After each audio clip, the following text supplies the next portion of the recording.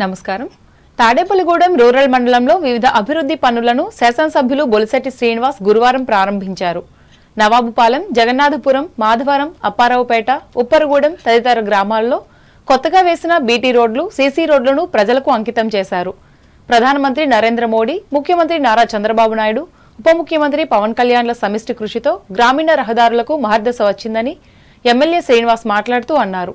జాతీయ గ్రామీణ ఉపాధి హామీ పథకం నిధులతో రోడ్లు నిర్మాణం జరిగిందన్నారు.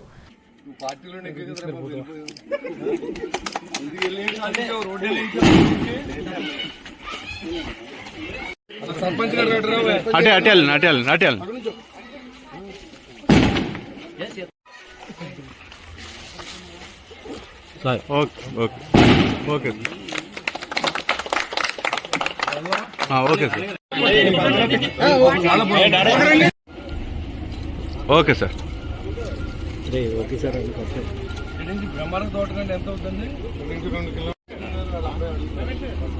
ఈ ప్రారంభోత్సవ కార్యక్రమాలలో ఆయా గ్రామాల సర్పంచులు ఉండ్రాజవరపు చంద్రిక, ముప్పిడి సూర్యకుమారి, మద్దుకూరి గంగాభవాని, దండే కనకబాబు, ఆరుగల్ను శ్రీనివాసులతో పాటు బీజేపీ నియోజకవర్గ ఇన్ఛార్జి ఈతకోట తాతాజీ, జనసేన పార్టీ మండల ప్రెసిడెంట్ అడపా ప్రసాద్లు పాల్గొన్నారు.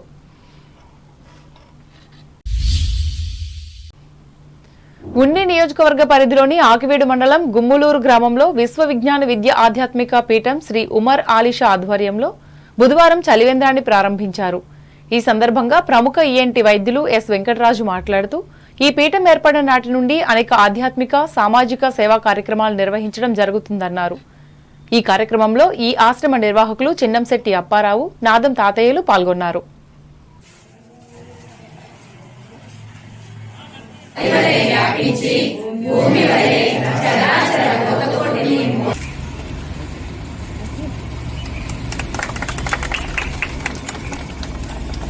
ఎట్లుండండి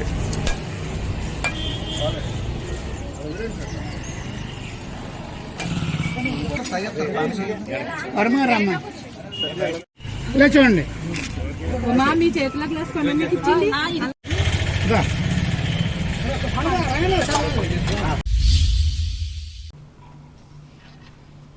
తూర్పుగోదావరి జిల్లా వార్తలు. గృహ నిర్మాణాల కోసం అదనపు ఆర్థిక సహాయం అందుకున్న లబ్ధిదారులు 100% వాటి పనులను పూర్తి చేయాలని జిల్లా కలెక్టర్ పి ప్రశాంతి పేర్కొన్నారు. రాజమహేంద్రవరం కలెక్టరేట్ సమావేశ మందిరం నుండి మండల, డివిజన్, నియోజకవర్గాల అధికారులతో కలెక్టర్ గురువారం వీడియో కాన్ఫరెన్స్ ద్వారా ఇళ్ల నిర్మాణాలపై సమీక్షించి మాట్లాడారు. రాష్ట్ర ప్రభుత్వం మే 31వ తేదీ నాటికి జిల్లాలో సుమారు 11,000 ఇళ్ల నిర్మాణాలను పూర్తి చేసే విధంగా లక్ష్యాలను నిర్దేశించిందని తెలిపారు. సొంత ఇంటి నిర్మాణం ద్వారా 50% పేదరికం జయించినట్లేనని అన్నారు. రాష్ట్ర ప్రభుత్వం ఎస్టీ, ఎస్సీ, బీసీ లబ్ధిదారులకు గృహ నిర్మాణాల కోసం అదనపు సహాయం విడుదల చేసిందని చెప్పారు. అలాగే అదనపు ఆర్థిక సహాయంపై గృహ నిర్మాణ లబ్ధిదారులకు అవగాహన కల్పించాలని వివరించారు. ఈ సమావేశంలో housing PDs Bhaskar Reddy, DRDA PD NVVS మూర్తిలు పాల్గొన్నారు.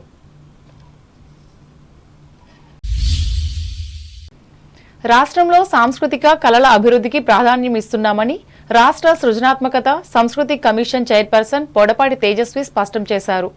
ఈ నెల 4వ తేదీన రాజమహేంద్రవరం లాలా చెరువు రోడ్లో ఏర్పాటు చేస్తున్న అమరావతి చిత్రకళ వీధి ప్రదర్శన ఏర్పాట్లను గురువారం ఆమె పరిశీలించి మీడియాతో మాట్లాడారు.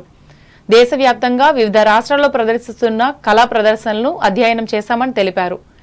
ఈ చిత్రకళ ప్రదర్శనలో వివిధ రాష్ట్రాలకు చెందిన 500 మంది కళాకారులు ఇప్పటికే తమ పేర్ల నమోదు చేసుకున్నారని చెప్పారు.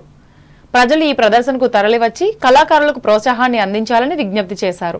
మంత్రి నారా చంద్రబాబు నాయుడు గారితో, అదేవిధంగా మన సాంస్కృతిక శాఖ మంత్రివర్యులు కందుల దుర్గేష్ గారితో కళాకారుల్ని, కళల్ని ఎలాగ మనం బ్రతికించగలం, తిరిగి వారికి పునర్వైభవం తీసుకురాగలం అన్న ఆలోచనతో మొదలైందే ఈ అమరావతి చిత్రకళా వీధి అండి.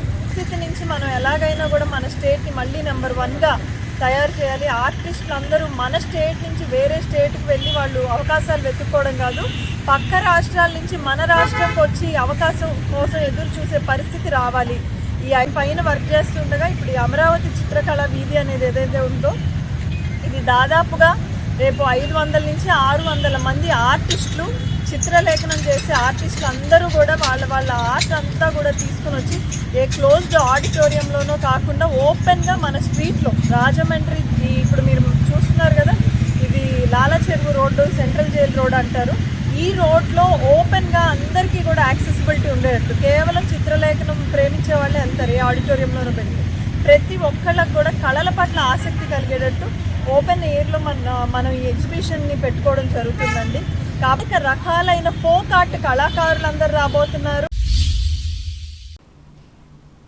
అంబేద్కర్ కోనసీమ జిల్లా వార్తలు. అంబేద్కర్ కోనసీమ జిల్లా కేంద్రం అమలాపురం పట్టణంలో ట్రాఫిక్ సమస్యల పరిష్కారానికి చర్యలు తీసుకుంటున్నామని ఈ జిల్లా కలెక్టర్ ఆర్ మహేష్ కుమార్ తెలిపారు. ఈ మేరకు పట్టణంలోని ఈదరపల్లి వంతెన వద్ద రోడ్డుకు ఇరువైపులా ఉన్న ఆక్రమణలు స్థానిక శాసనసభ్యులు ఐతాబత్తుల ఆనందరావుతో కలిసి గురువారం ఆయన పరిశీలించి మాట్లాడారు. వంతెన నిర్మాణానికి ఏ విధమైన అడ్డంకులు లేకుండా పూర్తిగా ఆక్రమణలను తొలగించాలని ఆదేశించారు. 2 కోట్ల అంచనా వ్యయంతో దీనిని ప్రారంభించినట్లు తెలిపారు. ఈ కార్యక్రమంలో జిల్లా police superintendent B Krishnarao, revenue divisional అధికారిని కె మాధవి, మండల పరిషత్ అభివృద్ధి అధికారి వి బాబ్జీరాజు, మున్సిపల్ కమిషనర్ కెవివిఆర్ రాజులు పాల్గొన్నారు. కోనసీమ తిరుమలగా విరాజిల్లుతున్న ఆత్రేయపురం మండలం వాడపల్లి వెంకటేశ్వర స్వామివారి వార్షిక కళ్యాణ మహోత్సవం అంగరంగ వైభవంగా నిర్వహిస్తామని కొత్తపేట ఎమ్మెల్యే బండారు సత్యానందరావు తెలిపారు. గురువారం స్వామివారిని దర్శించుకున్న అనంతరం దేవస్థాన కార్యాలయంలో అన్ని శాఖల అధికారులతో MLA Satyanandarao, collector Ravilala Mahesh Kumar, joint collector Nishanthi, SP Krishnarao, RDO Srikar, DSP Muralimohan సమీక్షా సమావేశం నిర్వహించారు. ఈ సందర్భంగా ఎమ్మెల్యే బండారు మాట్లాడుతూ ఈ నెల 7వ తేదీన ధ్వజారోహణ కార్యక్రమం, 8వ తేదీన రథోత్సవం మరియు స్వామివారి కళ్యాణ మహోత్సవం జరుగుతుందని తెలిపారు. 9వ తేదీన పొండవాహన సేవ, 10వ తేదీన సదస్యం, మహాదాశీర్వచనము, 11వ తేదీన తెప్పోత్సవం, 12వ తేదీన చక్రస్నానం, 13వ తేదీన శ్రీ పుష్పోత్సవం కార్యక్రమాలు జరుగుతాయని వివరించారు. అధిక సంఖ్యలో భక్తులు స్వామివారి కళ్యాణ మహోత్సవానికి హాజరవుతారని, వారికి ఎటువంటి అసౌకర్యం కలగకుండా చర్యలు తీసుకోవాలని అధికారులను ఆదేశించారు. ఏలూరు జిల్లా వార్తలు. పోలవరం ప్రాజెక్టులో కీలకమైన గ్యాప్ 1 రాక్ ఫిల్ డ్యాం పనులకు శ్రీకారం చుట్టారు. జలవనరుల శాఖ, Polavaram project authority, Megha engineering and infrastructure limited అధికారులు ప్రాజెక్టు నిర్మాణ ప్రాంతంలో గురువారం పూజా కార్యక్రమాలు నిర్వహించారు. గ్యాప్ 1 రాక్ ఫిల్ డ్యాంను సుమారు 25 మీటర్ల ఎత్తుతో 540 మీటర్ల పొడవును నిర్మిస్తారు. ఈ సందర్భంగా జలవనరుల శాఖ, పీపీఏ అధికారులు, కంపెనీ ప్రతినిధులు మాట్లాడుతూ నిర్ణీత గడువులోగా ప్రాజెక్టు నిర్మాణాన్ని పూర్తి చేసేందుకు ప్రణాళికాబద్ధంగా పనులు చేస్తున్నట్లు తెలిపారు. అన్ని విభాగాలు సమన్వయం చేసుకుంటూ పనులు వేగవంతం చేసి ప్రాజెక్టును గడువులోగా పూర్తి చేయాలని లక్ష్యంగా పెట్టుకున్నట్లు చెప్పారు. పూజా కార్యక్రమంలో Polavaram project CE K Narasimhamurthy, SE Reddy రామచంద్రరావులు పాల్గొన్నారు. రాబోయే రోజుల్లో కొయ్యలగూడెంను ప్రత్యేక అభివృద్ధి మండలంగా ముందుకు తీసుకువెళ్తామని పోలవరం శాసనసభ్యులు చిర్రి బాలరాజు తెలిపారు. స్థానికంగా నిర్మించిన సచివాలయం భవనాన్ని గురువారం ట్రైకార్ చైర్మన్ బొరగం శ్రీనివాసులతో కలిసి ఆయన ప్రారంభించి మాట్లాడారు. సుమారు 30-40 గ్రామాలకు ఇది ముఖద్వారంగా ఉందన్నారు. దీంతో ఈ గ్రామాన్ని మరింత అభివృద్ధి చేసేందుకు చర్యలు తీసుకుంటున్నామన్నారు. ఇప్పటికే ప్రభుత్వ ఆసుపత్రి అంశాన్ని అసెంబ్లీలో లేవనెత్తానని చెప్పారు. అంతేకాకుండా 6 పడకల ఆసుపత్రిగా ఉన్న దీనిని 30 పడకల ఆసుపత్రిగా అభివృద్ధి చేయాలని ముఖ్యమంత్రి చంద్రబాబును కోరామన్నారు. మండలాన్ని ఇంకా డెవలప్మెంట్ చేసే విధంగా మేము ముందుకు తీసుకెళ్తాం. అలాగే ఈరోజు ముఖ్యంగా హాస్పిటల్ సమస్య, మొన్న దాని గురించి నేను అసెంబ్లీలో కూడా మాట్లాడడం జరిగింది. దాన్ని 6 పడకల హాస్పిటల్ని తప్పకుండా మళ్ళీ 30 పడకల హాస్పిటల్ త్వరలోనే తీసుకొస్తాం మీకు మరొకసారి హామీ ఇస్తూ, అలాగే మంచి డాక్టర్స్ కూడా నియమించాలని మేము మొన్న సీఎం గారికి కూడా చెప్పడం జరిగింది.